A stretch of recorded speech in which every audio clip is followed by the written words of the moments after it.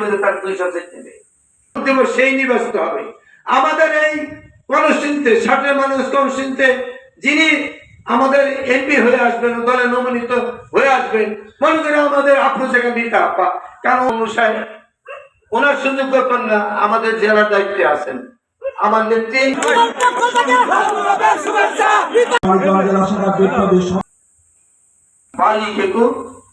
আমরা কালোবাজারি, আমরা সিএনজি স্টেশন দখল করি, যারা এগুলো করে তাদেরকে আমরা ধিক্কার জানাই।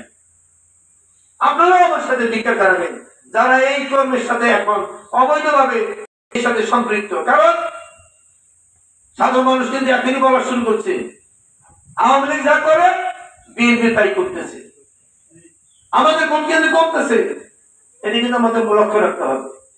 যারা এই কাজের সাথে সম্পৃক্ত তাদেরকে আসলে তাদেরকে আমরা যেন ভুল পথে পরিচিত না হই। সমস্ত কর্মকাণ্ড থেকে আমাদের সাথে এসে দলের আদর্শ উদ্দেশ্য বাস্তবে কাজ করি, তারা কিন্তু পরে করবে। সবার সুস্বাস্থ্য কামনা করছি। আমাদেরকে সজাগ থাকতে হবে। আমাদের